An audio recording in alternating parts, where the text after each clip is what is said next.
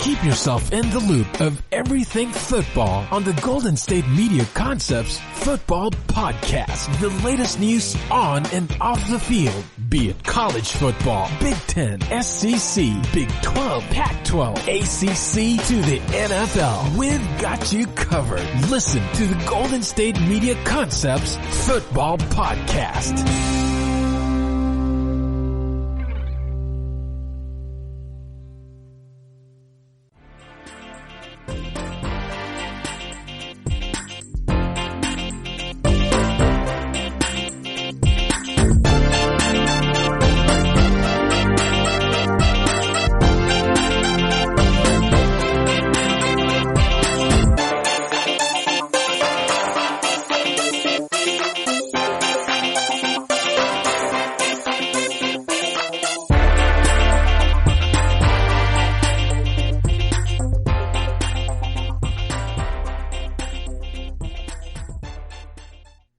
Hello everybody, thank you for tuning in to the GSMC Football Podcast, brought to you by the GSMC Podcast Network. I am your host, Kendrick. Hope you've all had a good day. Hope your morning was better than mine. Let me explain real quick. So yesterday I had a bit of a headache. And I have been prone to getting headaches over my life since I was a little kid. I have always just gotten headaches, and my headaches have always typically been pretty bad. I don't think I've ever had just a meh headache. It always kind of gets progressively worse and worse, and to the point where I have to take headache aspirin. And I've been trying to not take headache aspirin as much anymore because I definitely know over my life I have taken a lot of it, and I do not need any health problems affecting me when I'm in my 60s and 70s related to that. So I try to not take some as much anymore, but yesterday my headache was getting to the point where I was like, alright, I need to take some, because if I don't, I'm gonna wake up and this thing is still gonna be here with me and it's gonna be just miserable. So I took some, went to bed. When I woke up this morning, at first I didn't feel it, but then I realized I still kind of had a bit of a headache. And instantly that kind of does not just kind of set your mood for the day. When you wake up with a headache, you're instantly just like, oh, Jesus, no. Please, no. And so I'm sitting here thinking to myself, oh great, I'm not going to be able to work out. I'm not going to be able to work out again. This will be the second day in a row I'm not working out. I'm going to be ashamed of myself. I can't eat carbs. I can't do it. But I got up, I started moving around a bit. My headache started to go away a little bit more to the point where I could barely feel it. So I was able to go downstairs, get on our elliptical, do an hour of cardio. Felt good. I still kind of feel it lingering, but I do feel like after one more sleep, or maybe by the end of today, my headache will be all the way gone. So pray for me. Hopefully that goes away. But you know who's had a really good last few mornings? Patrick Mahomes. We've got some interesting topics to cover today. Of course, we're going to talk about Patrick Mahomes' new deal. Going to break down some of the ins and outs of his deal, what I think about it, what I think this means for the Chiefs. Talk a little bit of Bears, because we all know what the Bears did, or I guess what they didn't do. We're going to talk about Washington and their name change. Going to talk about some other teams that are thinking about doing the same thing, changing their names, reevaluating their names. And then we'll talk about a team that I think needs to reevaluate, maybe not their name, but reevaluate some stuff with their fan base that they promote. When talking about Deshaun Jackson, wide receiver for the Eagles, he made some very anti-Semitic comments on Instagram about Hitler, Jewish people, and black people. Well, it all kind of intertwined together in his quote. I don't know. It's interesting. I'll break it down to you in our third topic. But then, stay tuned. Final segment of the day, we're going to talk about my top 10 teams I have going into this NFL season due to the COVID outbreak, because that does change things, right? I don't think, given COVID, given everything that it has done, it has changed teams' off seasons. I think it has changed what teams are going to be prepared coming into the season, so stay tuned for that. But let's go ahead and let's get into Patrick Mahomes' new deal. So it was announced a couple days ago that Mahomes has signed a 10-year extension with the Chiefs for a total of $503 million. Now, keep in mind, he still has 2 more years with the Chiefs. He has this next year and a 5th-year option with the Chiefs. So in total, he has a 12-year deal worth north of $530 million.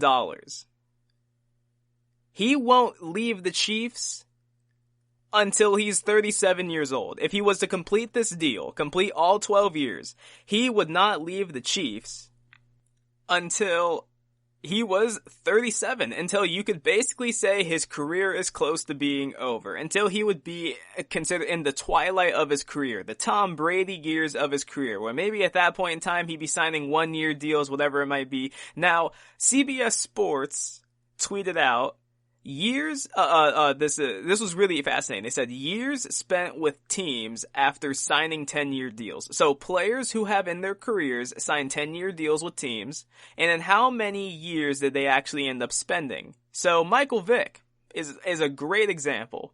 He signed a 10-year deal with the Atlanta Falcons. We of course all know what happened with Michael Vick. We do not need to rehash it. But he spent 4 years into that deal with the Falcons. Donovan McNabb with Philadelphia signed a 10-year deal. Now he made it 8. That's pretty good. That is kind of, usually you would say that with a typical deal, with an average deal, after a few years in, there's usually an out for the team. The team can, whether it be, there's no more dead money, there's no more guaranteed money at that point in time. It's all just about, are you on the team when the new league year starts? So Donovan McNabb, he made it 8 years. I am sure that the Chiefs would love it if they could get Mahomes for just 8 years of the deal. That would be fantastic. Drew Bledsoe with New England, he made it 1 year. 1 year into a 10-year deal. That is, that is like worst case scenario, that you only make it 1 year into a 10-year deal. And then Brett Favre, he made it 7. Again, 7 out of 10 years, that's pretty good. That is like what the Chiefs could hope for, is that Mahomes stays healthy and is able to make it at least 8, 7, 9 years into this deal. Altogether, like I said, it's 12 years. So, barring injury, and his injury guarantee, by the way, is $144 million. So let's just say he has some career-ending injury. Knock on wood that doesn't happen. Seriously, I hope I get to see this guy play into his late 30s, into his early 40s, however long he wants to play. I really hope it doesn't happen, but he will be loaded. He will get $144 million.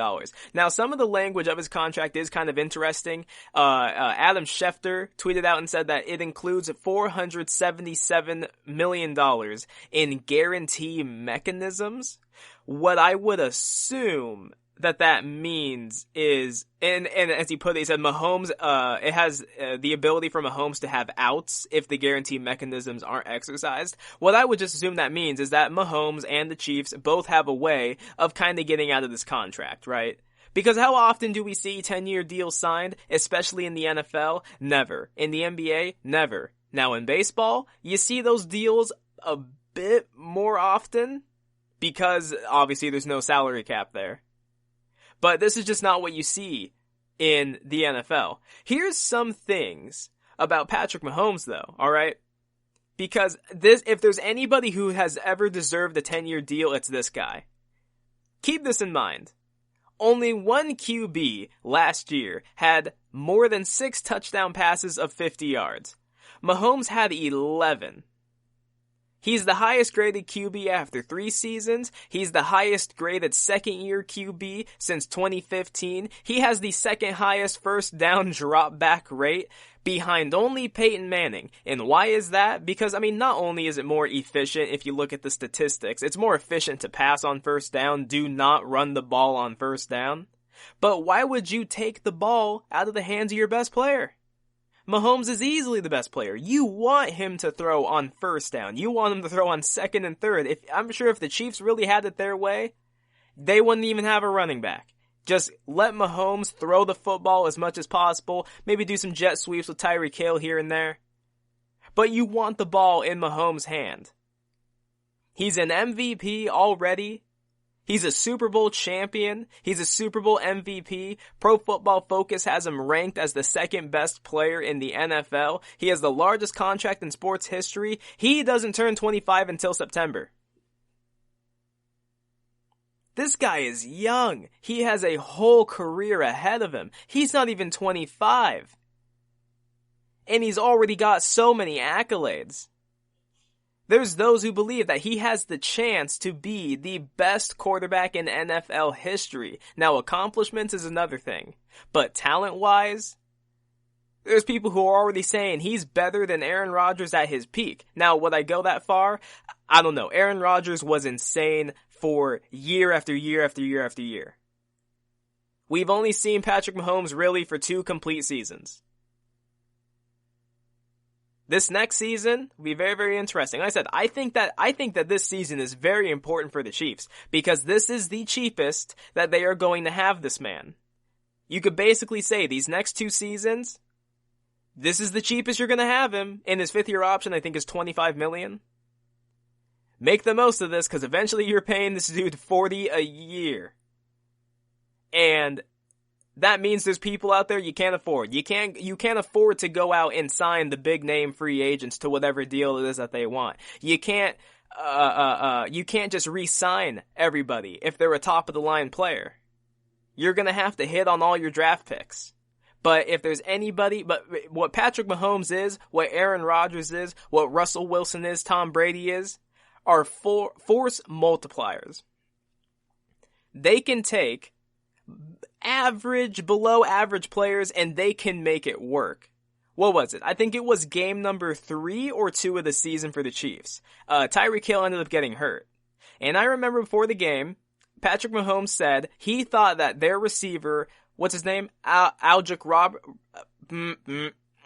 Demarcus Robinson? I think it was Demarcus Robinson. He said that he thought he was gonna have a great game.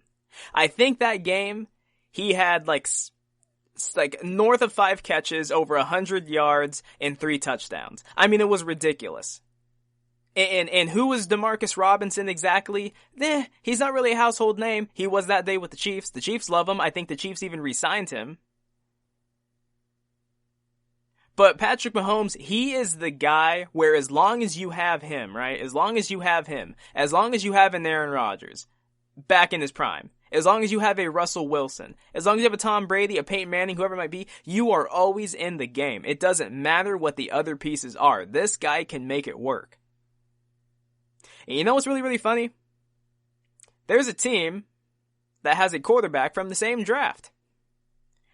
And that quarterback is currently in a quarterback competition. And I'm talking about the Bears, Mitch Trubisky. They drafted him 3rd overall. Not only did they have a chance to take Mahomes, which let's just say, even though people didn't see Mahomes coming, right? 9 other teams had a chance to draft Mahomes. I'll get to that in a second. But the Bears, even if you don't take him, why'd you not take Deshaun Watson? Everything about Deshaun Watson said he is better than Mitch Trubisky. I don't care how the prototypical quarterback looks. I don't care how prototypical Mitch Trubisky looked. There was nothing on his resume that said he should have been taken ahead of Deshaun Watson. And I don't think Mitch is ever going to sniff this kind of a contract. I think Deshaun has the chance to, because he is the only reason that the Texans are doing what they're doing. He is magic. Now, will he even get Mahomes' deal? Probably not, but could he push for $40 a year? Probably. You know who else is looking at that deal and their mouth is salivating right now? Dak Prescott. Dak Prescott, his date's coming up. His date is coming up. That he needs to sign the deal before he has to sign this franchise tag. He is looking at Mahomes' deal and and the money signs appeared where his eyes are. Bears fans everywhere are crying though right now. Because they had a chance at him and Deshaun, and they are stuck with Trubisky, and they traded for Nick Foles to possibly be their starter. And even though I've seen there's still the chance that Trubisky is going to be the guy, that they still plan to start him. And I've said before, I am not a fan of giving up on these younger quarterbacks. I feel like these younger quarterbacks, they are given such a short leash. These guys used to be given 5-6 years to try and become a starter, to try and make it big. And nowadays, you're given like 3 or 4 seasons. You're basically given your rookie deal. And if you're not successful, you're kind of just thrown away. You become a backup. You become a career backup. You're barely ever given a chance to start again. And it's just not pretty. But for the Chiefs, right? Man, they're set up, and with Andy Reid, Andy Reid and Patrick Mahomes, they are such a good pairing. I feel like as long as Andy Reid is there, as long as he's there with Mahomes and he can be that, you can have that tandem together. I mean, what can the Chiefs not do? Offensively, they've got Tyreek under contract, McCole Hardman, they just drafted him, Travis Kelce, he's 30, so while he's still maybe you could say on the downside of his career, especially for a tight ends don't usually age as well. Look at Jimmy Graham. You could definitely say that you still have a few good years with Travis Kelce. Sammy Watkins is still under contract. Some debate about whether or not he was going to retire. They talked him out of it. You still look, their running back stable. They drafted Edwards-Helaire. They still have Damian Williams under contract. I mean, this team is set to repeat. They are absolutely set. And you look at his deal, there's a reason why they didn't give Chris Jones the deal that he wants. Because a lot of that money is going to Patrick Mahomes. How are you going to pay Mahomes his deal and then also give Chris Jones $20 a year? Just not feasible. Really just not feasible. It's a hard cap league, you know? You gotta rob Peter to pay Paul. That's the motto of the NFL. Anyways, so to kind of end this subject though, I want to go back to the draft. Go back to that 2017 draft when the Chiefs took Patrick Mahomes. Now keep this in mind. The Chiefs traded up 17 spots to get him. Alright, they took him at number 10. They went from 27 to 10 because they saw this kid and they saw something special in him and they thought he could work well with Andy Reid. Get a load of the 9 teams that had a chance to get him before that number 10 spot, right? So number 1, Cleveland. They took Myles Garrett. Myles Garrett is a good player. Really, really good player. But you have a chance to take Patrick Mahomes over Myles Garrett. Now understand, I'm using revisionist history. But this is just in hindsight's 2020. In hindsight, these teams were wrong. The Browns, you should have taken Mahomes. The Bears, do I even need to mention who they took in that draft again? Trubisky? Yeah, okay. That's funny. San Francisco, they took Solomon Thomas. Looks jacked, looks like he should be a good player, hasn't really been a good player. He can barely get in the rotation of the 49ers. I thought that dude was going to be a menace when he came out, and it just hasn't been that way. Jacksonville, they took Leonard Fournette. 4th overall. They took a running back who isn't a pass catcher, who is a run-first runner, and they took him 4th overall. When Blake Bortles was your quarterback and your backup was Chad Henne. That is inexcusable. That is so inexcusable. And you had that Saxonville defense. You could've, oh my God, if they had Patrick Mahomes. Now, who knows? Would Patrick Mahomes have worked with these other teams as well as working with Andy Reid? Maybe not. Honestly, I'm not sure. But you look at where he is now, the Jacksonville made such a colossal mistake. Their team has fallen apart. At number 5, Tennessee, they took Corey Davis. Yeah, that was a mistake. He has not been the player. The Jets took Jamal Adams at number 6. Jamal Adams is a great player. He's arguably easily a top 5 defensive player in the league. He could even be top 3. I mean, there's Aaron Donald, who of course dominates his field. You could say Stephon Gilmore. But after that, is it Jamal Adams? Maybe. They took him at 6. I'm sorry, him or Patrick Mahomes. Who's going to win the games? It's Mahomes. Chargers took Mike Williams. Yeah, don't even really need to talk about that. They made a mistake. Carolina, they took Christian McCaffrey. Now, this is the team where I might say they didn't make a mistake because they still had Cam. They still believed in Cam. They drafted McCaffrey to help Cam, to give him more of a pass-catching back. So, maybe you could say Carolina, they didn't make a mistake. You know, how would they have known that Cam was gonna get hurt and require surgery and then miss basically a whole season and then they were gonna cut him? They couldn't have guessed that. So, I will give them a pass. And the Bengals. Sorry, hit my mic right there. If you heard that. The Bengals took John Ross. Yeah, that's funny. John Ross. Because of his speed. Yeah, how good of a receiver has he turned into? And you know, I honestly thought that at the beginning of this last season, it looked like John Ross was going to be something special. Cause I saw his first 2 games, over 100 yards both games, especially against Seattle. He torched them. I thought he was going to have a good season. And then he got hurt. And then the Chiefs took Mahomes. And they have now given him a 10-year deal. It is the richest contract in sports history. And I think that he is worth every single penny that they gave him. I can't wait to watch this guy play. Again, the Chiefs, this is an important season. This is very important. Make the most of this dude while he's cheap. Make the most of it while you can still afford these pieces. Because eventually, you're not going to be able to. The cap, sure, it will continue to go up. But his pay rises with the cap. So, I'm just saying. Be on the lookout. But before we transition to the next topic, I just want to say, I think there's only one other quarterback in the NFL I would give this kind of a deal to, and it's Russell Wilson. Because I've seen him carry a team with below average offensive lines, below average receiving core, below average running backs. I've seen him carry those teams into the playoffs. Now, did he still have a good defense? Yes, sure, yeah. He still had a good defense during those times. But I've seen him, you still got to put points up. And I've seen him put up points and put up quarterback stats with the best of them given below average supporting casts. He's the only other quarterback I think currently in the NFL I would give this kind of a deal to. How has he not had an MVP vote? I don't understand. But anyways, coming up next, we're going to get into Washington and all the controversy around their name, them looking to change their name, some of the other teams in sports looking to also reevaluate their name, because I think that this is a change that is well overdue, and I welcome it. That up next.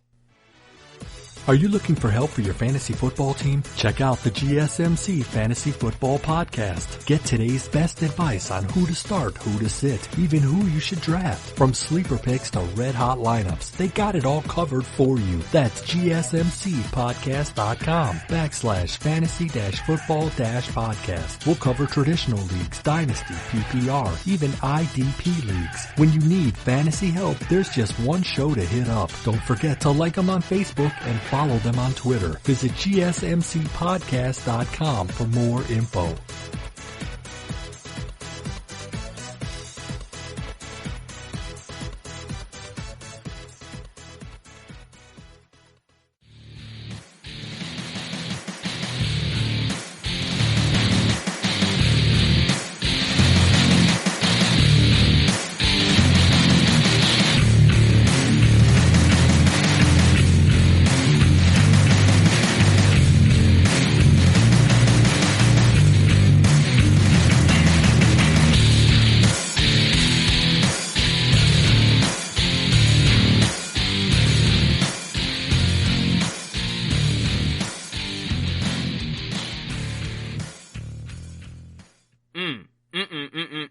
That music gets me pumped up. Anyways, welcome back to the GSMC Football Podcast. Last segment, we talked about Patrick Mahomes, his new deal. Of course, we had to talk about it. I talked a little bit about what I think it means for the Chiefs going forward. Talked a little bit about the Bears and their passing on him. Recounted the draft, all the teams that had a chance to grab Mahomes but didn't. All that good stuff. I just hope that at some point in time, Patrick Mahomes doesn't mind, I don't know, lending me $1 or $2, a small loan of $1 million would be very, very helpful to my cause. So Mahomes, please, if you're listening, hit me up. I will happily drop you my PayPal, my Cash App, whichever one you got, man. I will happily drop it to you.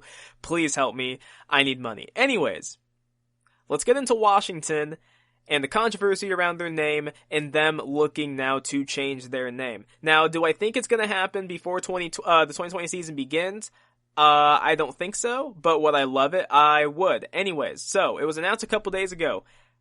FedEx, who owns the rights to the stadium that they're in, it's called FedEx Field, they communicated to Washington in a quote in their statement. It said, "We have communicated to the team in Washington our request that they change the team name."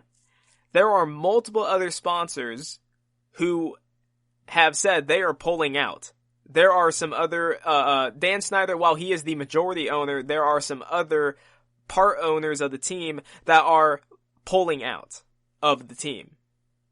Now, Washington did release a statement with some quotes from Dan Snyder. He said, This process allows the team to take into account not only the proud tradition and history of the franchise, but also input from our alumni, the organization, sponsors, the National Football League, and the local community it is proud to represent on and off the field. Ron Rivera himself even came out with a statement. He said, "This issue is of personal importance to me, and I look forward to working closely with Dan Snyder to make sure we continue the mission of honoring and supporting Native Americans and military." Now, in case you don't know what Washington's team name is, I will use it one time. I will use it only one time during my talk here of it, because I think the name is offensive. I think it is a slur, and I don't like it. But the team name is Redskin. Now what the name means, its historical context, is it basically means a dead Indian. It is a scalped Indian. And also, let's go ahead and let's get that clear as well. It's not Indians. Native Americans. Let's also just go ahead and get that out of the way right now. When Columbus, quote, founded America, he was not in India. He was way off course. But he looked at all the people there in America and was like, oh, Indians. That's just not the case. Now, I'm going to talk about this from both sides. From the side of the people who don't want this name changed, and the side of the people that do want this name changed. I will first talk about it from the side of the people who don't want the name changed. Okay? So here's the argument for why people don't want the name changed. Number one. When people hear that word, they don't associate it with Native Americans anymore. It has lost that potency to it. It has lost that venom. People don't think of a dead Indian when they hear that name. They think of a football team. The other argument is this is one of the oldest franchises in the league. So, you changing their name, you are changing a, quote, important part of history. You're changing a huge part of the history that you are getting rid of one of the staple franchises of the league. There was a point in time where it was almost impossible to get a ticket to a Washington game because they were so outrageously popular. Now, at this point in time, they don't exactly have a huge track record of success in the last, 10, 12, 15 years. They haven't been the most successful team. They've lost a lot of fans. A lot of people do not necessarily go to their games anymore. But back in the day, this team was bumping. Before I was alive, this team was bumping. And the ratings and the fact that you couldn't get a ticket showed it. A lot of people love this team. And they would hate to see the name changed. Now, to come at it from the side of the people who want the name changed, I am one of these people. Let me be very, very clear. Just because you don't think that you don't associate the name with that anymore, it doesn't matter. Just because you don't. And let me also be very clear. If you're not a Native American, I don't think you have any say. I'm not Native American myself. I'm just on the side of the Native Americans because I know that I have a good understanding of the history of what has happened to Native Americans in this country. So, for anybody who's not a Native American to put their input in and say, I don't think they should change the name. I don't personally associate it with that. It doesn't matter what you think. You can have your opinion, sure, but does it really matter in the context of a slur, of a derogatory name that was never used against you? No. No, it does not. It doesn't. It has absolutely nothing to do with you. If Native Americans want the name changed, they should be able to get it changed. And the only people that should ever use the word are Native Americans. It's the same thing. Black people, they have the N-word. Members of the LGBT community, they have their own words. Members of, you could say I don't know what the handicap, people who are handicapped, they have their words, slurs that were used against them. There are slurs who've been used against so many different people. And what those communities have done now, in large part, is they have taken those words, they've taken the venom out of it, and they use it amongst themselves. That is their word to use. White people don't get to use the N-word. People who are outside of the LGBT community, they don't get to use the F word for LGBT members. They don't get to use those words. Same thing for Native Americans, same thing for handicapped people. There's just certain words that you don't get to use anymore if you're not a part of the community. And it doesn't matter if you think that the venom's been taken out of it yourself. It doesn't matter if you associate it with them yourselves. It just doesn't matter. If Native Americans are offended and they want it changed, then they should be able to get it changed. And I am glad that Washington is looking at changing it. Whether it's because Dan Snyder's actually had a change of his heart, I don't know. I think in large part it just has to deal with the fact that not only has the Washington mayor said that you will not build a new stadium in DC until that name is changed. Not only is it probably because, I think it's because the sponsors are starting to pull out and they're starting to threaten Dan Snyder, which means that's money that's not entering his pocket anymore. And Dan Snyder's not an idiot. You don't become a billionaire being an idiot. Whether he's doing it because his heart changed or because his pocketbook is changing or has the risk of being changed, the most important thing is that it gets changed. This is not the first time a team has changed their name. Let me go ahead and give you the history of teams that have changed their names, okay? Because this isn't even the first time a team has changed their names due to controversy. Did you know that the Washington Wizards were once the Washington Bullets? Excuse me. And you know why their name got changed? Their name got changed because the word bullets became associated with violent overtones and the rising crime in DC at the time. That is why their name got changed. That is not political. That just has to do simply with, hey, Washington Bullets, we have a lot of crime going on here right now. Maybe not the best name. And you know what they did? They changed it. And people love the Wizards. Right now, maybe not so much because they kind of suck. But the Wizards, Washington, they love their team. They love the Wizards. Some other teams that have changed their names. The Oilers, they went to the Titans. The Mighty Ducks became the Ducks. The Tampa Bay Devil Rays became the Rays. The New Orleans Hornets became the Pelicans. And then the Bobcats became the Hornets. This is not the first time a team has ever changed their name. And I don't think it'll be the last. The Cleveland Indians, they released a statement themselves. To read just a little bit of it, they said, "We are committed to making a positive impact in our community and embrace our responsibility to advance social justice and equality. Our organization fully recognizes our team name is among the most visible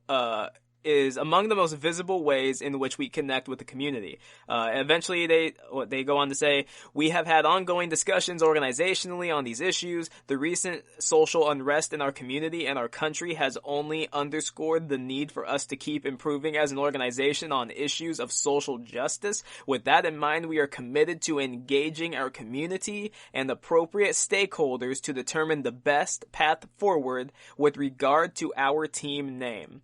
Obviously, Indians, they're referring to Native Americans, but they're not the Cleveland Native Americans, they're saying the Cleveland Indians, and they are not Indians. So they're looking at just maybe even the possibility of changing their name. Now, I have said this though, I don't think it's only Washington that needs to look at possibly changing their name. The Cleveland Indians, I believe, yes, look to change your name. If you want to literally change your name to the Cleveland Natives or something along those lines and try to respect Native Americans, I am sure you could have a discussion with Native Americans, an organization, whatever, gather a bunch of people from a bunch of different tribes, and I'm sure you could have a good conversation about that.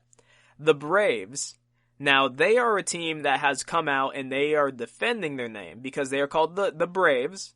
And in the quote, they said their name honors, supports, and values the Native American community. And I'm guessing it's because their name is the Braves. They're saying that Native Americans are braves, or not braves, but are brave. Look, again, I think it just comes down to this. If Native Americans themselves come out and say they want this team name changed, then again, I just believe you should have to change it. If there was a team out there called, let's just say, the Alabama Blacks or something like that, right? If African Americans wanted the name changed, I would have a very hard time believing that they would fight it. Maybe they would. Maybe they'd try and say, well, I mean, we're not using a slur, but, you know, if black people, they wanted it changed, they would argue, they would fight to get that thing changed, and I guarantee it would get changed. Not only them. Let's just go with the Blackhawks. The Blackhawks logo. Yeah, it's a Native American's head. It kind of looks a lot like Washington's. That should probably change. The American Indian Center ended their partnership with the team. That should let you know the problem that Native Americans have with the Blackhawks. They ended their partnership with them. The Seminoles, you know, you could argue that they need to change some stuff. But one team that I do believe that needs to be looked at, I talked about them earlier, the Chiefs. And I'm not saying their name needs to be changed. I myself, when I heard Chiefs, I wasn't really quite sure what I thought of the first time I heard the name Chiefs. But if not their name that needs to be changed, their chant and their tomahawk chop, I really think needs to be discussed as possibly being changed. That, or it just needs to go away, really. Because you can't change it, but it needs to go away. That, let me be very clear. It is one of the coolest sights to me, and it's such an amazing sound to me to hear that arena in unison do their chant. It is amazing. I love listening to it. I really do. I think it sounds so cool. It honestly sounds really good. But they do that along with a tomahawk chop. It is the definition of derogatory. That is such a stereotype against Native Americans. That is something I think that could be looked at as they should change it. Right? I mean, now everyone's trying to be woke, right? Everyone's trying to be woke. They're trying to be progressive. They're trying to change some of these things. You've got actors are dropping their voice actors are dropping their roles because they're voicing characters that don't match their ethnicity. You've got there's a scene from the Golden Girls where everyone has a face mask on and they got rid of it because now apparently people can't tell the difference between blackface and a face mask. I think that was just ridiculous. It's something I think that it should be looked at, right? If Native Americans wanted that changed as well, it should be changed.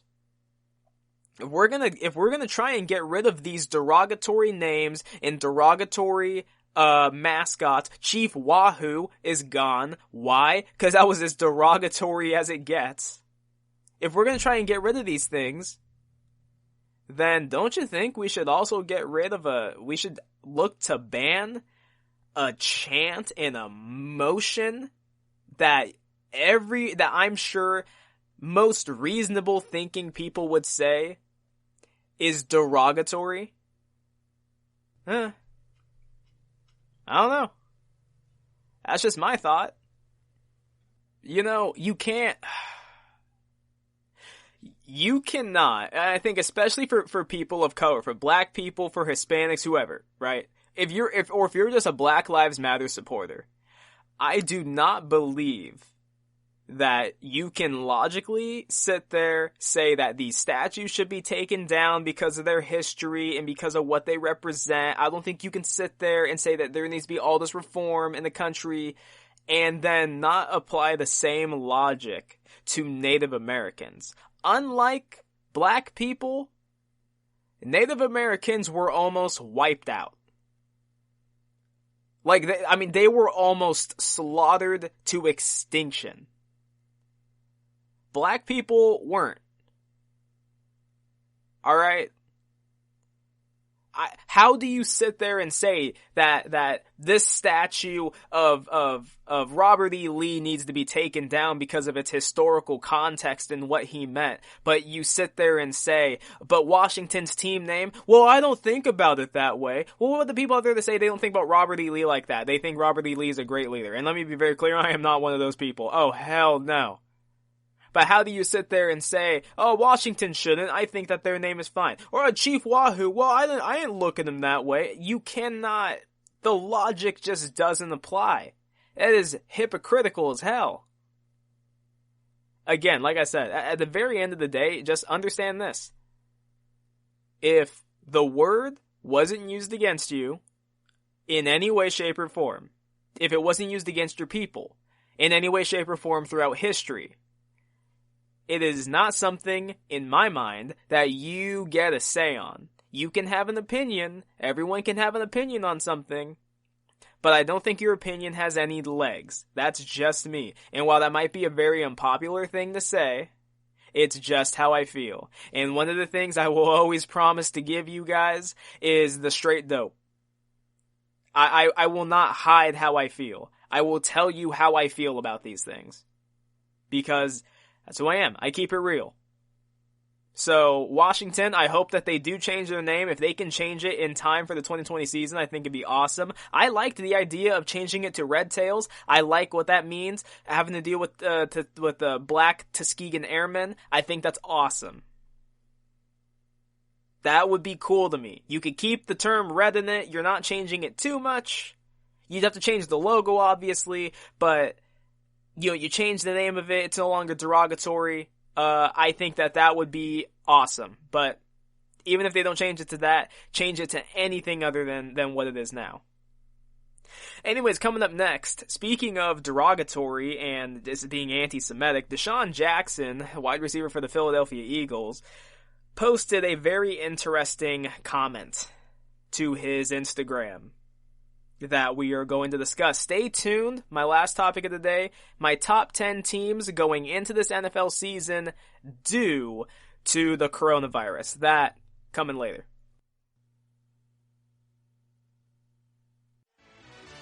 Check out the show that's built on the MMA. From the UFC to extreme cage fighting, they got the fights covered. Check out the GSMC MMA podcast. Get the latest news on past or upcoming fights. Join us as we talk to and about some of the biggest names in the MMA, past, present, and future. When it's the fight game, there's just one show to check out. GSMCpodcast.com/MMA-podcast. Don't forget to like them on Facebook and follow them on Twitter. Visit GSMCpodcast.com for more info.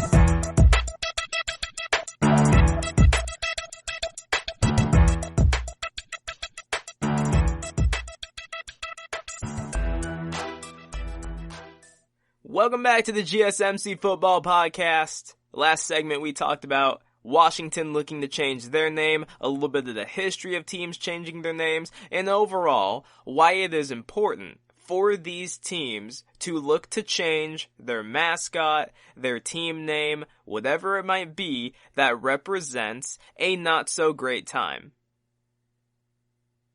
I'm sure there's some people who listened to that segment probably didn't like what I had to say. There's those who probably did agree with me. Again, there's always going to be the pushback. I welcome it. That's how you have conversations about these things. But understand, I am always going to keep it real with you. And I'm going to do it in this segment as well.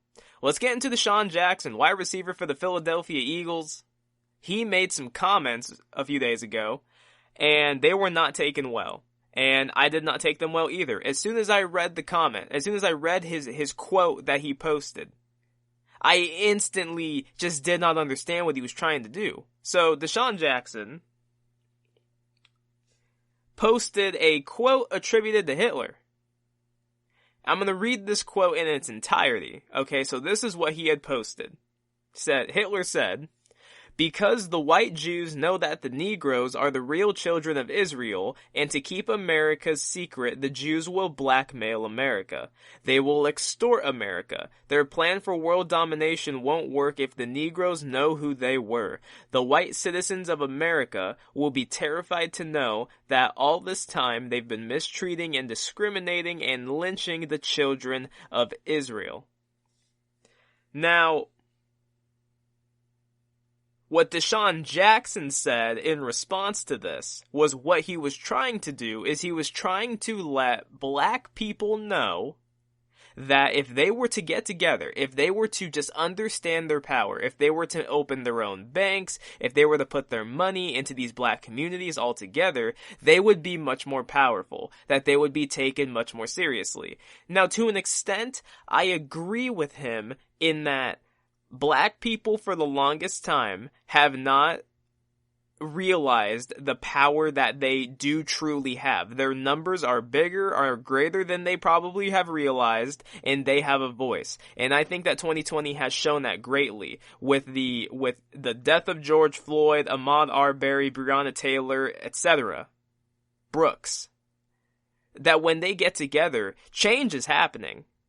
But the thing is that America has done a disservice to the African American community and has really beaten them down and made them think that their voices don't matter. Right? That is why a lot of the older population of black people don't vote. Because they, for the longest time, they have been beaten down. And they don't feel like their vote really counts. They don't feel like they necessarily have a vote. But the younger generation is saying, no, we do have a vote. And it's the same thing with Native Americans, right? A lot of the older Native Americans, they didn't have a problem with these team names. They didn't have a problem with these mascots because they have been beaten down. But it is the younger generation that has had a problem with it. It's the younger generation that says, no, we can change these things. We do not need to just stand pat. We can do something. Our voice matters. We have numbers. That's what Deshaun was trying to say.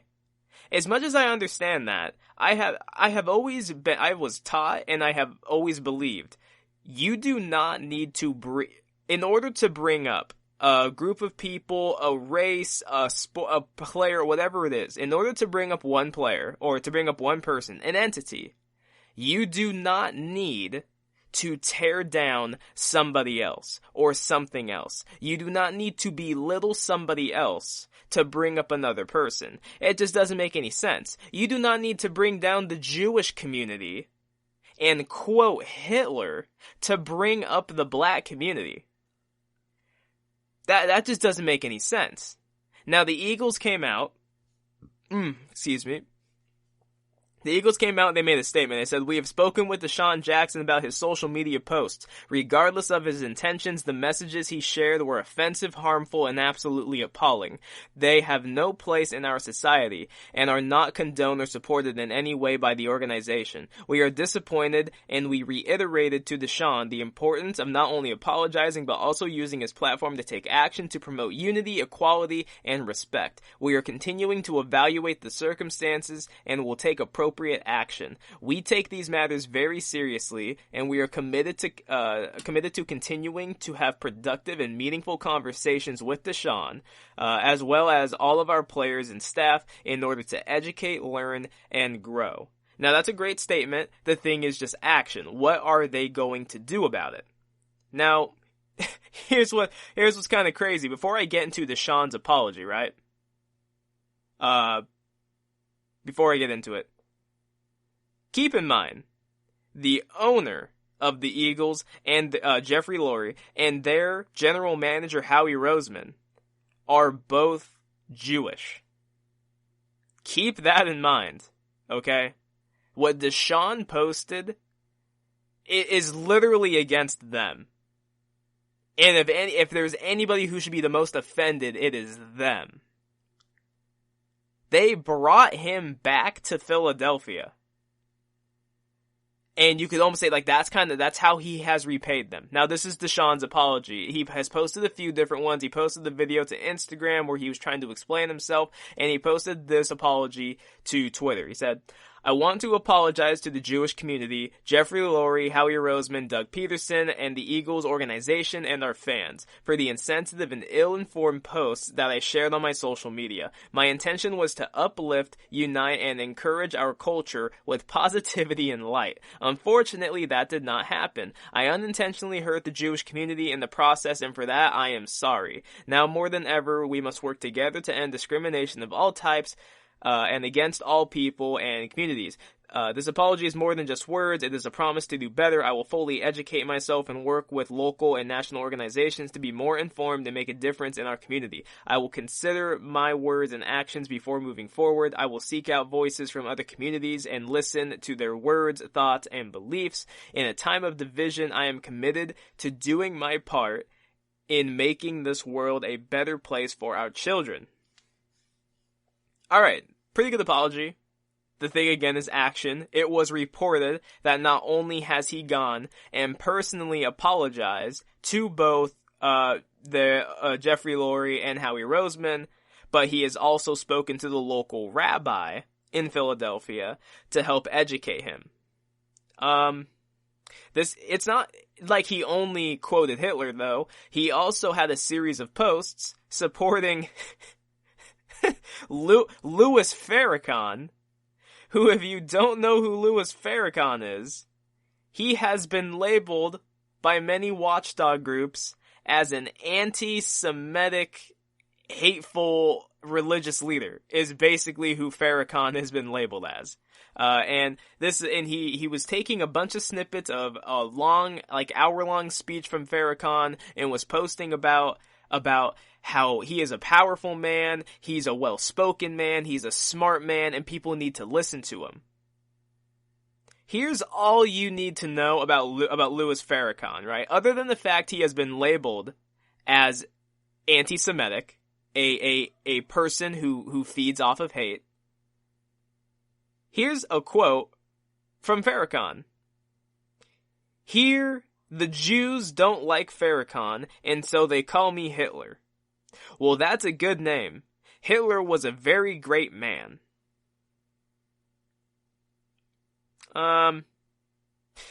Look, moving forward, Deshaun, he's 33 years old, right? This isn't some 21-year-old kid. This isn't Josh Allen when he was drafted and an old tweet of his got pulled up when he was 18 or 17, where he quoted a rap lyric and it used the N-word and he actually typed it. This isn't like that. Deshaun Jackson is not a kid. This is a man with children, with a family.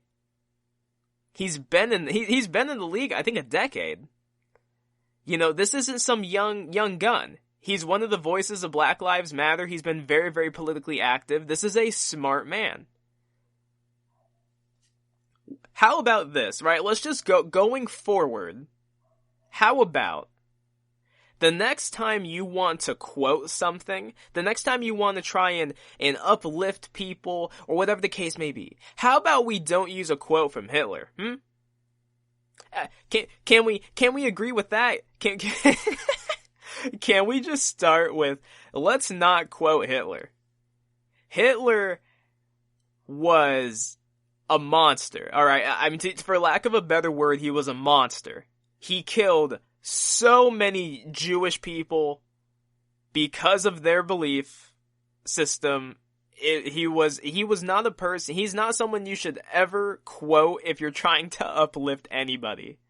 Especially, and you know who really doesn't want to hear it? The Jewish community. They really don't want to hear it. Okay?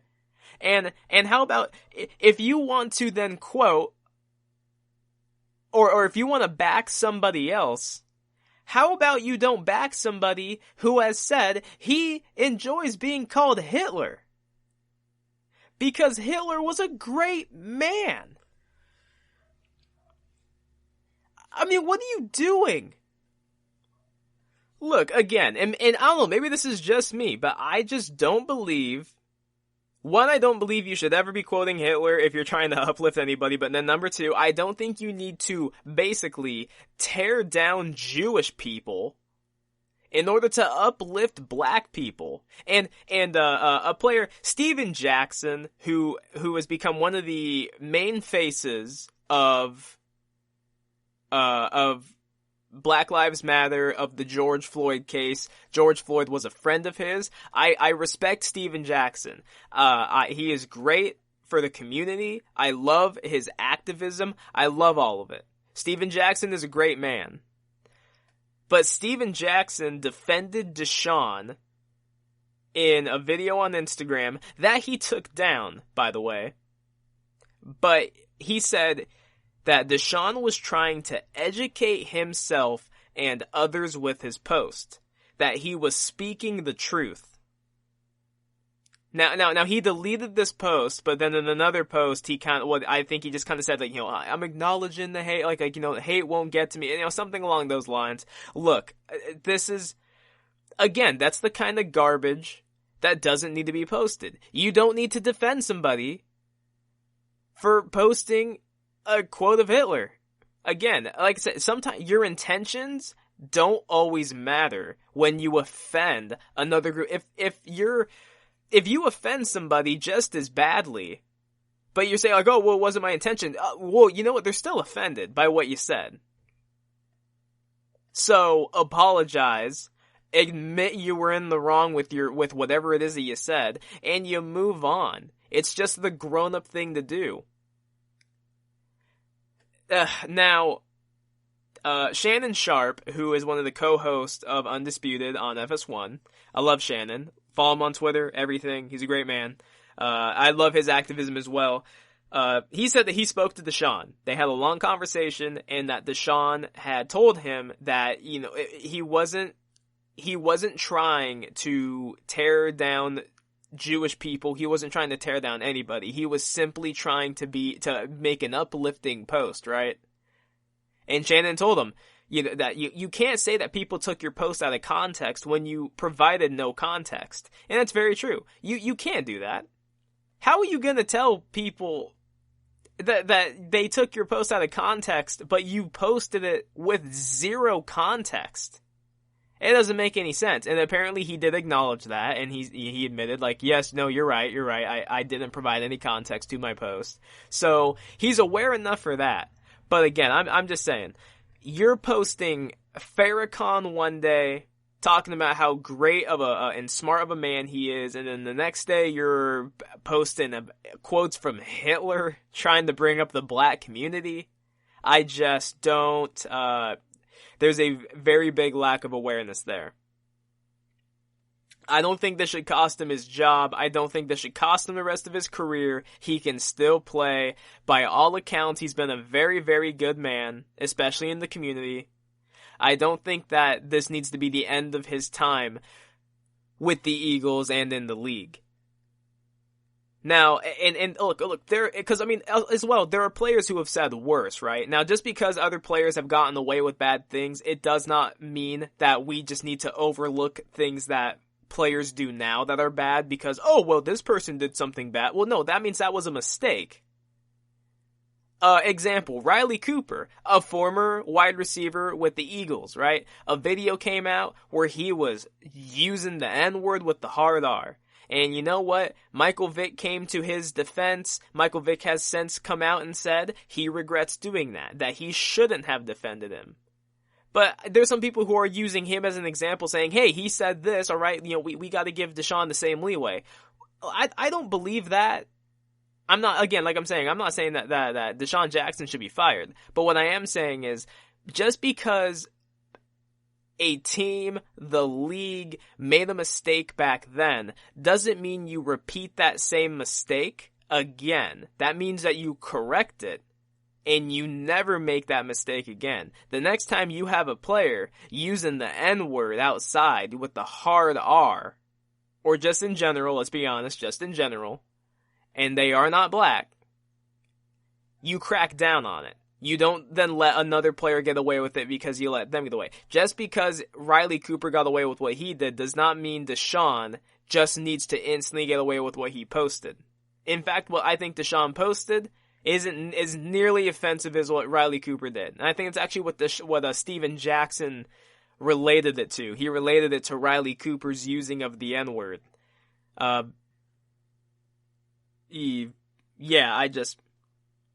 can't get behind that. I can't get behind that. I really wish that he didn't defend Deshaun. Because, remember, people who are against things like Black Lives Matter, who are against the movement, they look for anything they possibly can to discredit the movement. And when you have leaders such as Deshaun Jackson and Steven Jackson, when you have leaders like these guys come out and say the kind of stuff that they have, it gives them all the ammunition in their mind to use against the movement to discredit it and discredit the people who are running it. And that, you need to be careful, man. Look, 2020 has been one hell of a year so far. We are only in July. We got 5 more months of this. You could say 6 if you just want to count, the month that we are in right now.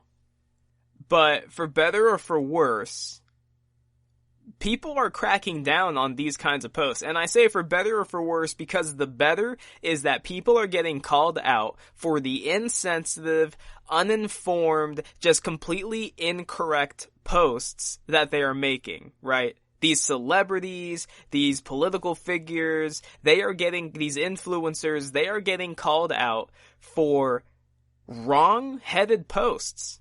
And that is the way I think everybody should be called out if they say something that is just wrong, especially if they are in a position of power, a position of influence. There are children who love Deshaun Jackson. There's people who look up to Deshaun Jackson. There's players who look up to Deshaun Jackson. And to post that kind of stuff, you never know who it could rub off on. You don't know what kind of impressions that you're making on people. And I say for better for worse because the better is that they're getting called out, but the worse is something like cancel culture, right? I'm not down with cancel culture. I think there's levels to it. Like, there's certain things absolutely that you can cancel people for. Josh Allen, when he was drafted by the Bills, I don't think he should have been canceled because when he was 18, 17 years old, whatever it was, when he was a teenager, he went on Twitter and he quoted rap lyrics from a song and he used the N-word in it with an A. I don't think you need to cancel I don't think you need to cancel Josh Allen for that. I think you slap him on the wrist, the players talk to him, ask him, was that just a post? What was that all about? And you move on. However, if Eminem came out and started using the N-word at people, you could probably cancel him for that, because that means something else. That means something entirely different. That's just my opinion. But again, I don't think Deshaun needs to lose his career for this. Smack him on the wrist, suspend him for a game, don't give him a game check, and move forward, educate him. He doesn't have a bad track record. I think that's how you move forward with this. Anyways, coming up, final segment. My top 10 teams going into the NFL this season, given the COVID outbreak. Stay tuned. I can't wait to give you guys this list. That up next. Check out the show built around the women of MMA. From the UFC to the extreme cage fighting, we got the fights covered. Listen. It's the Golden State Media Concepts Women's MMA Podcast. The latest news of upcoming fights, discussions of previous matches. Join us as we talk to and about the biggest names in women's mixed martial arts, past, present, and future. When it's the women's fight game, you know where to listen to. The Golden State Media Concepts Women's MMA Podcast.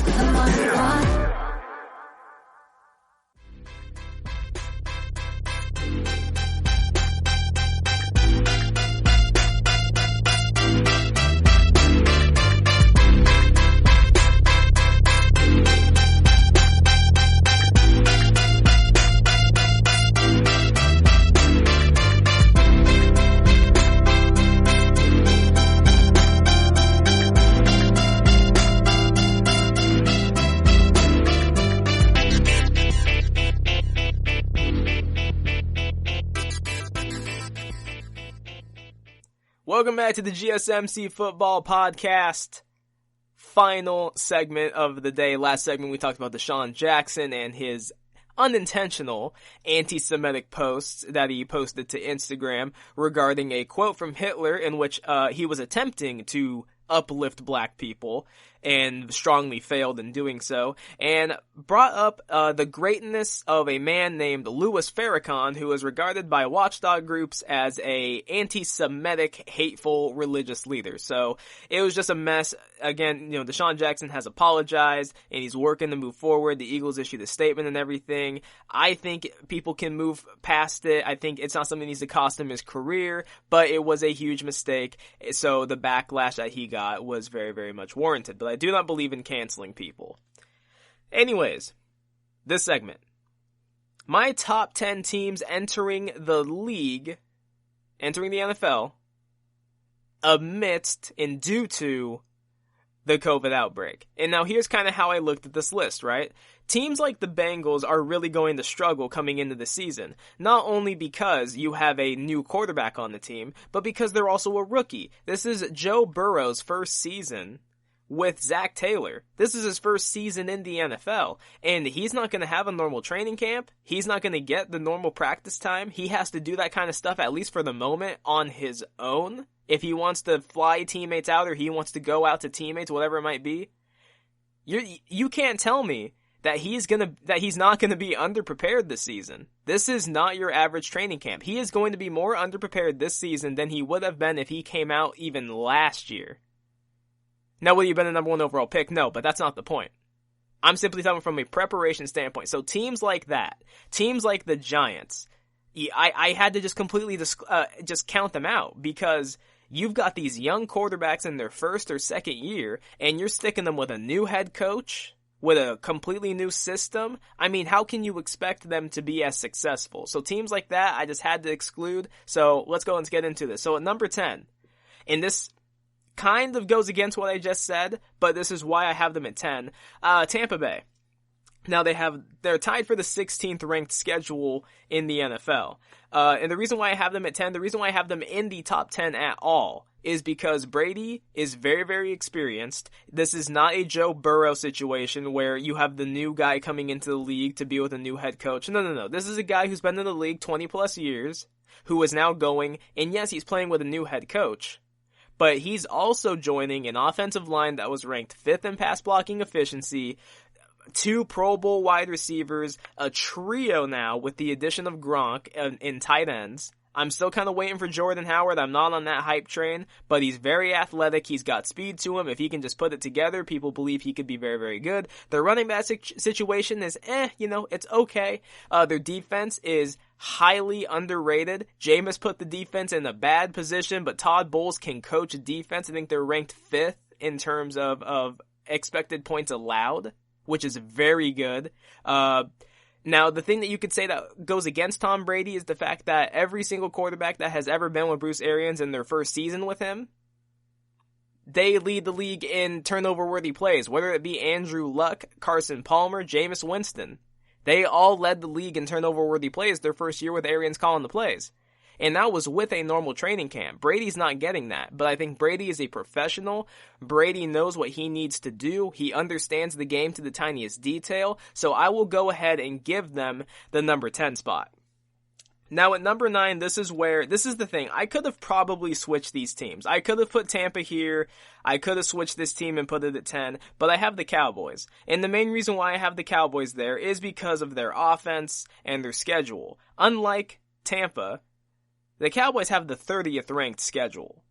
They have a very, very easy schedule on paper. Now their defense, not a fan of it, really. I was a fan of it 2 years ago when they first drafted like Leighton Vander Esch and Smith, and them were just hunting people down and thumping everybody. When Byron Jones was a lockdown corner, DeMarcus Lawrence was getting at the passer. Their defense didn't really do as well last year. I think it was still top 10.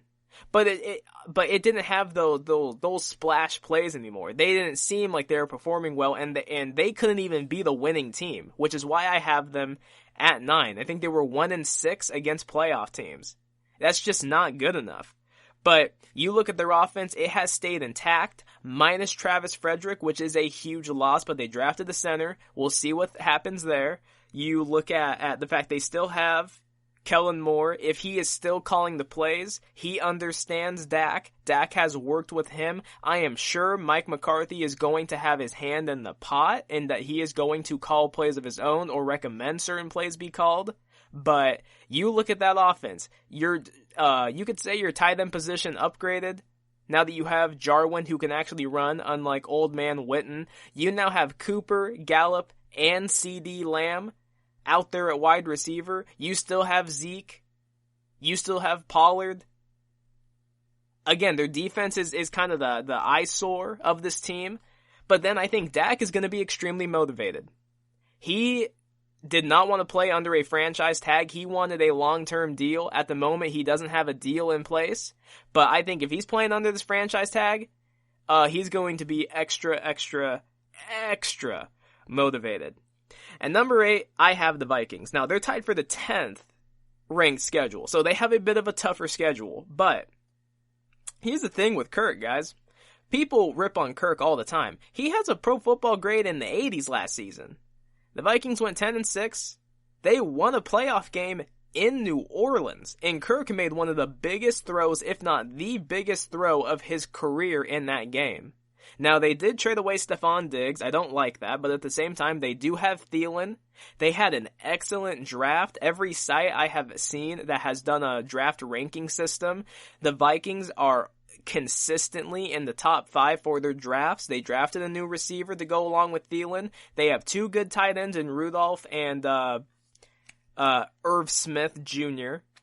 Their defense is still good, has a lot of good pieces. Xavier Rhodes is gone, so the Rhodes, who knows if they're open anymore? It's just not. It will no longer be Xavier Rhodes' fault, I guess. They got 2 really good tight ends. They franchise tagged Harris. Their linebacking core is still great. Their pass rush is great. So, I think that in given Kirk's experience there with Zimmer, given they have a good running back stable, I think that the Vikings are going to be in a very good situation. And I just look at I look at their division. The Lions, the Lions, they're not winning anything. I think there's a chance that this is Matt Patricia's last year. The Packers, I wasn't a fan of their draft. I wasn't a fan of their free agency. I think they've done Aaron Rodgers a huge disservice. They won, I think, 7 out of 8 one-score games. That stat usually flips the next year, so I can't give it to them. And then the Bears. Is it Nick Foles or is it Trubisky? Well, I don't really have faith in either option. So I have the Vikings at number 8. I think there's a chance that they win this division. And number 7, I have the Buffalo Bills. Now, they have the 5th ranked schedule in the league. This is going to be tough. And Josh Allen, as much as he did take a step this season, let's not act like he had a Mahomes kind of season. He is still wildly inaccurate. He cannot hit the deep ball to save his life. And you know who has the lowest check down rate in the NFL last season? Josh Allen. He doesn't like to check the ball down. He hates it. He wants to hit a long ball. The problem is he's not accurate enough. They traded for Stephon Diggs. Speaking of Diggs, they traded for him. You would think that's going to give them a really good deep weapon. The problem is, can Josh Allen hit it? But this is his 3rd year in the system. McDermott is a good coach in this league, and although he is defensively driven, they have a good offensive coordinator, Brian Daboll, who's still there. And then I just look at their division. The Jets. Are you gonna put stock in the Jets with Adam Gase? Probably not. I don't think so. Are you gonna give it to the Dolphins, who could end up starting Tua in his first, given COVID? Probably not. I don't think so. Are you gonna give it to Cam and Belichick? Given what you look at what the Patriots have on offense, I honestly don't know. I really don't know. And there's the biggest pushback I feel like I'm gonna get is that I do not have the Patriots on this list. I just don't have them there. I can't put them here. Whether it's Cam Newton or Jared Stidham, I can't put them here. But the Bills, I think they are primed to win this division, but they have a tough schedule along with New England. So I have them at 7. Now, number 6, I have the Texans. And this is where I feel like I could have flipped the Bills and the Texans.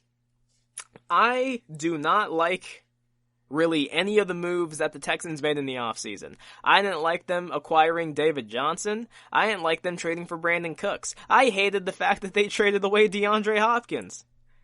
But again, then you kind of look at it and you put it into perspective. They traded away D-Hop because who do they need to pay? They need to pay Deshaun.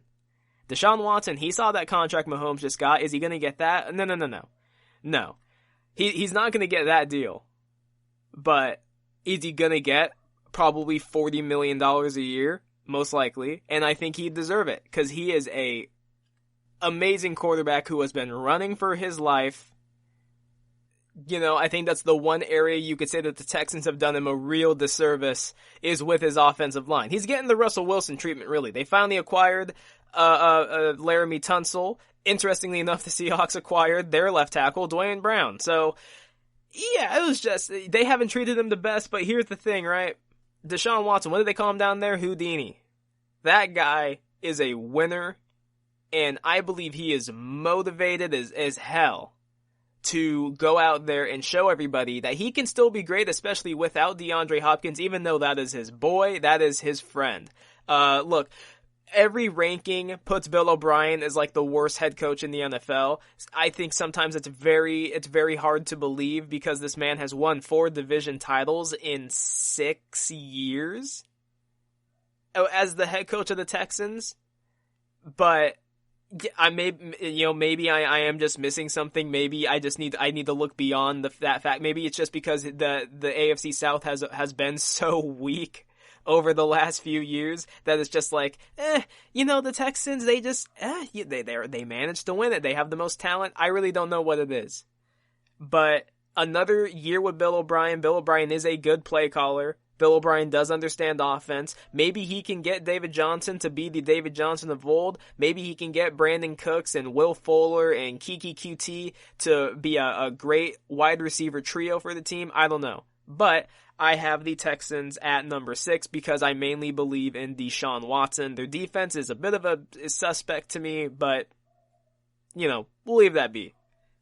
At number 5, I have the Seahawks, or shall I say Russell's team. They have the 13th ranked schedule, so it's not the hardest in the league, but it is most certainly not easy. It is in the top half of the league in terms of difficulty. I am a believer in let Russ cook. Alright?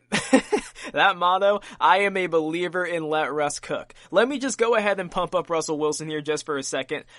This man has never had a losing season. He's had one season in which he didn't win 10 games. At least 10 games. He's had one season, and he won 9 in that season, and it was the only year that they missed the playoffs, and that whole year was just a debacle, and it was so frustrating. It took years off my life watching it.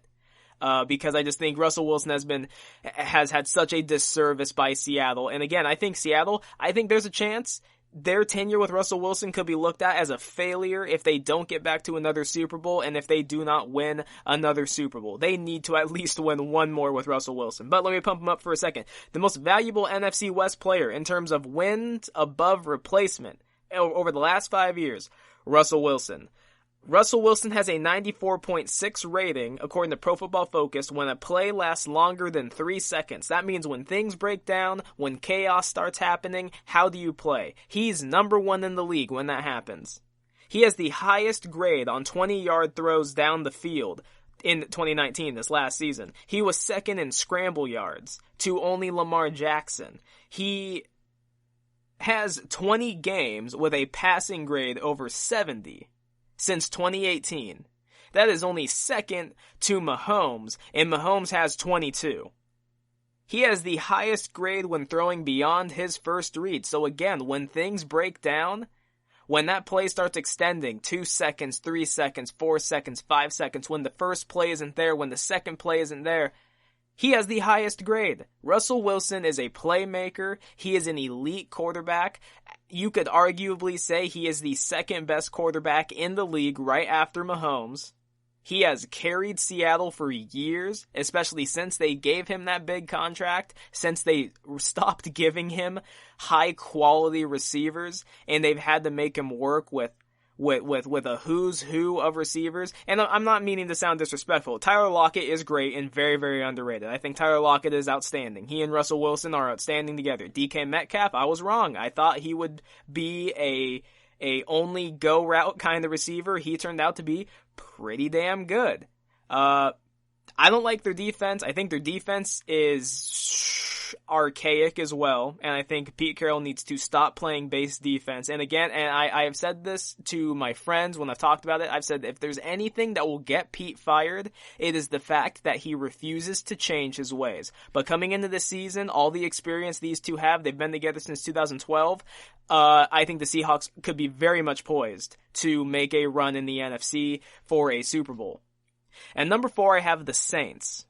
Now, the reason why I have the Saints here is because their defense was not only better than the Seahawks, not only was their offense better than the Seahawks, but this is Drew Brees' last year.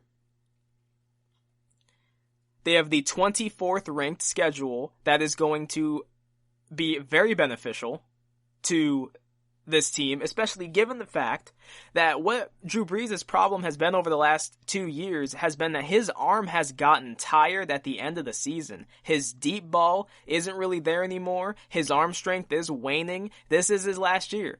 There will not be another year of Drew Brees. At least if he holds true to what he has said, there will not be another year of Drew Brees after this. There's his anthem comments. That controversy is going to weigh on him all season. I believe that he wants to go out on a high note. He does not want this season to end poorly and then have that comment be one of the last things that people do remember him for along with this season. They added Emmanuel Sanders and gave him a true number 2 receiver to Michael Thomas. I think that's going to benefit them greatly. The offensive line is still good. Warford getting cut, it was a bit of a shock, but they drafted a guy to go ahead and fill in at his position, so we'll see how that works out. But nonetheless, he and Sean Payton have been together for over 10 years. They understand each other like the back of each other's hands, a lot like Wilson and Pete Carroll. So, there's not going to be this huge learning curve. I think that this team's going to be extremely prepared, extremely motivated to play the season. They have been screwed over in their minds season after season after season by the referees, whether it be Minnesota or whether it be, Minnesota again, the Rams. So I think this team's going to come in and they're looking for blood. I think this team's going to come in and they are going to be a well-oiled machine in Drew Brees' last year. And number 3, I have the 49ers. Now they have the number 4 ranked schedule. So they are not going to get a cakewalk, but this team had a top 3 offense in the league. I believe they had a top 5 defense last year. They love to dominate the clock with their run game. Now, Deebo Samuel at the moment is out and hurt. They're saying he is supposed to be back. Losing him was huge. When I saw that he was injured, I instantly thought to myself, okay, so how is this going to change their season? Because he's a big physical receiver, and they ran the ball with him a lot. He was a gadget guy for them, not only a true receiver, but they love to use him everywhere all over the field. He's a big part of their game plan. Now, their defense is still intact. Richard Sherman is still playing at a very, very high level. They did lose DeForest Buckner, but they just didn't want to pay him that big contract that Indy gave him. They drafted another D-tackle. They still have a good rotation. Nick Bosa is in his 2nd year and was a monster his rookie year. Kyle Shanahan's one of the best play callers in the league. He has another season with Jimmy Garoppolo. Look, Garoppolo almost won the Super Bowl. For all the flack that Jimmy Garoppolo was given, he almost won the Super Bowl. We got to give him that credit. He was a throwaway, really, from winning the Super Bowl, right? He overthrew Emmanuel Sanders when he was wide open.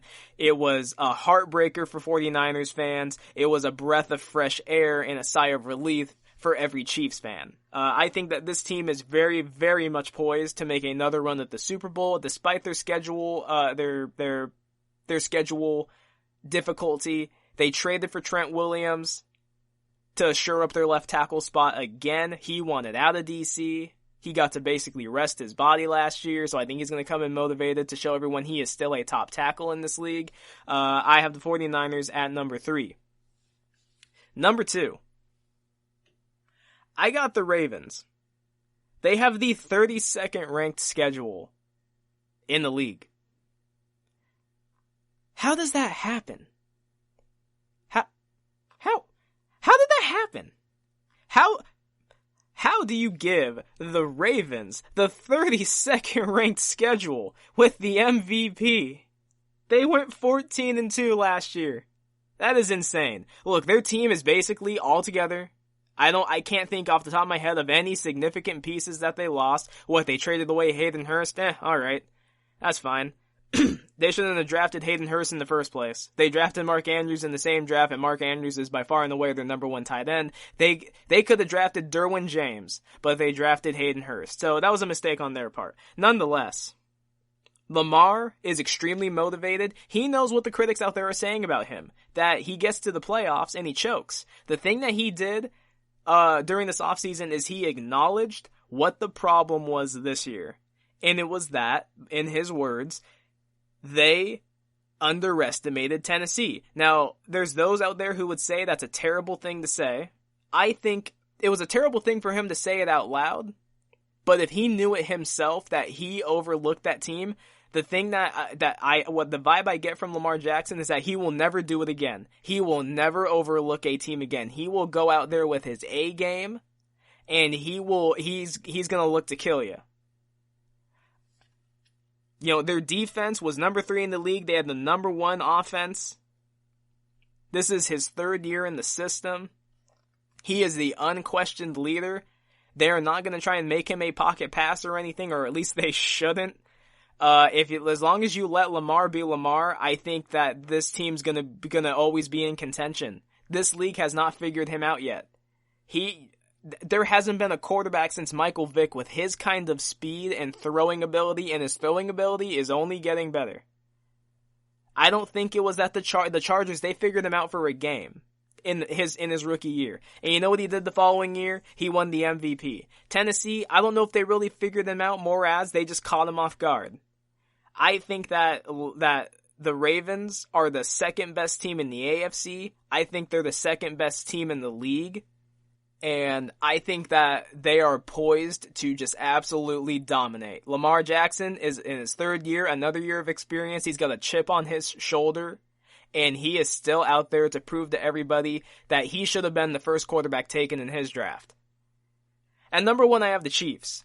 Remember, coming into this season, they were returning 31 of 32 starters, I believe. Now, Chris Jones is the wild card. Will they get him back? I have no clue. By all accounts, he plans on sitting out. He talked to Le'Veon Bell about sitting out and not signing your franchise tag. There is no deal that has been imminent from all reports between he and Kansas City.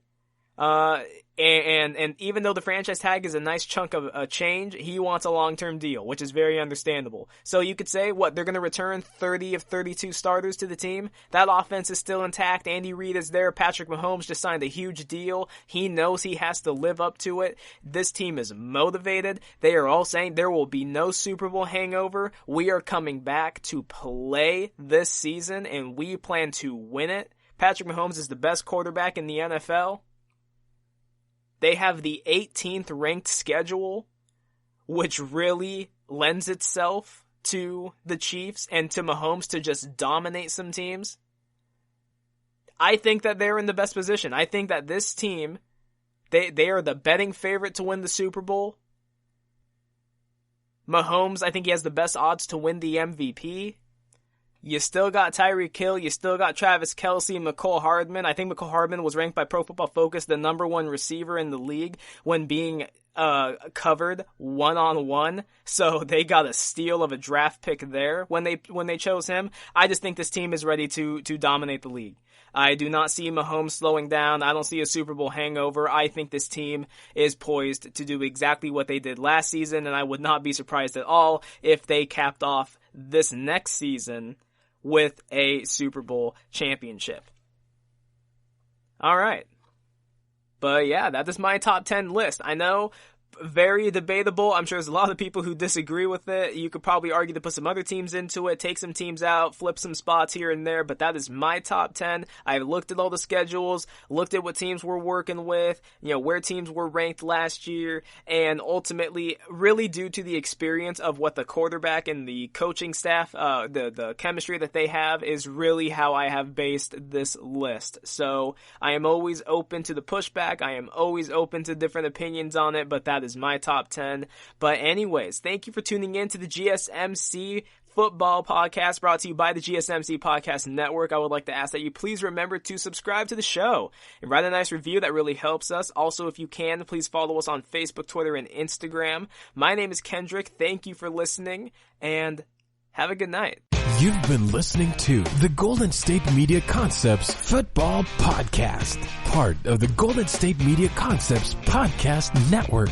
You can find this show and others like it at www.gsmcpodcast.com.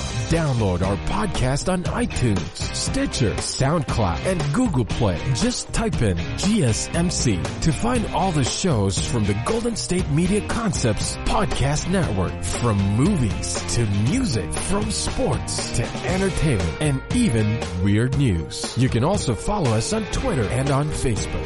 Thank you, and we hope you have enjoyed today's program.